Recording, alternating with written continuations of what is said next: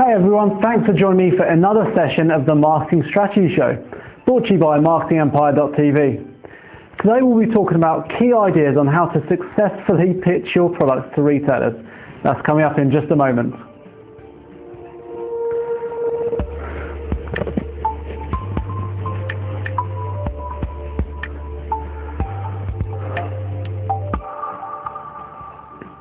Hey, it's Darren Stevens. Appreciate you joining me for this next episode of the Marketing Strategy Show. You might have invented the perfect gadget for people everywhere, but your success might be assured if you can just get the product distributed. Do you need that one big retail order to get your startup business off the ground? Convincing a retailer to order enough products to make your company profitable can be tough.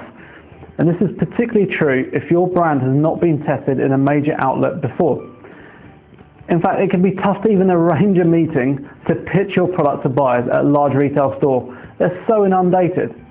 If you do manage to get in the door, be sure you show up prepared. This is really important. Here are a few key points for you to consider. So number one, you need polished samples of your product. You should walk in with samples of the actual products in your hand. Ideally, these shouldn't be prototypes or just CAD drawings. They should be polished products with packaging and everything. It can be expensive to get to this point when you're still trying to get your first large order, but it might be the only way to get a large retailer to take you seriously. Buyers need to know how the product will look on their shelves, and this can usually make or break the sale, as professionally designed packaging is an absolute must-have. Number two, you need to know how much to charge. I know, it sounds pretty obvious. But when you meet with buyers, they're going to want to know how much you're going to charge for them at wholesale prices, and also the retail price of each product, so they can figure out their own margins. Otherwise, how can they figure out their own profit margins? This means that you need to calculate product costs, shipping, contingency, and packaging well in advance. You also need to decide how much profit you intend to make per unit if you do get an order.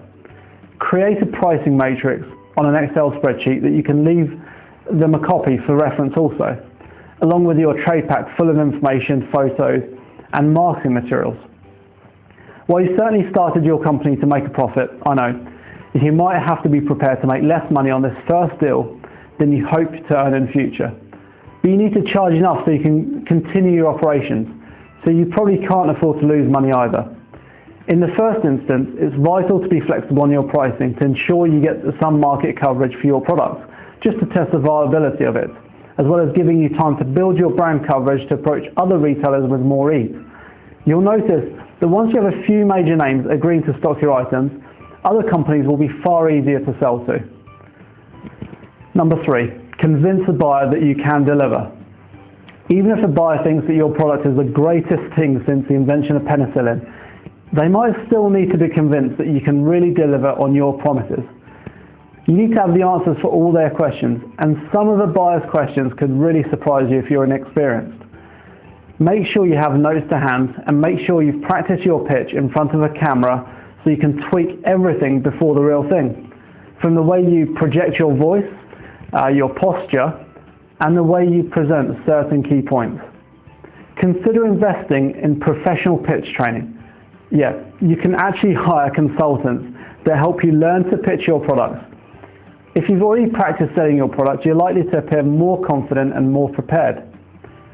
Number four, sell the value proposition to the store. Okay, so you've explained what a great product you have, great packaging, etc. But you're talking with a real human being. The buyer has a responsibility to meet targets, limit their liability, and reduce risk before taking on any new product onto their shelf. Creating a trade pack with all of this information is vital and must be created to a professional standard.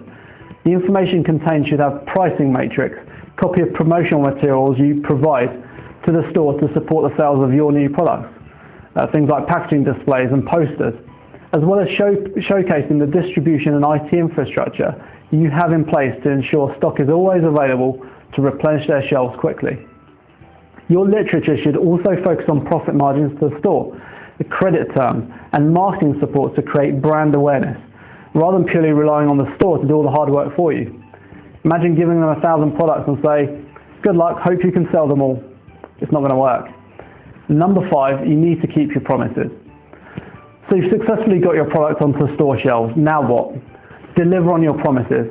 It's even easier for a store to close a deal with you and stop stocking your products overnight, so ensure you provide the additional marketing, brand awareness, promotional support, and keep up on the promise of delivering products quickly to them to replenish their shelves. We've helped loads of clients in the past to get their products onto shelves of high street and online retailers, and it still surprises me that a handful of them still have no issue with letting delivery time slip. Fact is, if you let the retailers down on more than one occasion, it's easier for them just to cancel a deal with you than it is to have all the headaches and hassles in future when deliveries don't arrive. So that's it for today's show. I hope it's helped. If you have any other advice you want to contribute for our community to read about, add your comments to the YouTube video below. And if you want to discuss your project, give us a call, drop an email over, or connect with me directly on LinkedIn. I always love hearing from you and do my best to help you personally where I can. I'd also ask you to subscribe to this channel for free by clicking that button above, and be the first to receive free new videos just like this one that give you free marketing and business advice. So until next time, take care.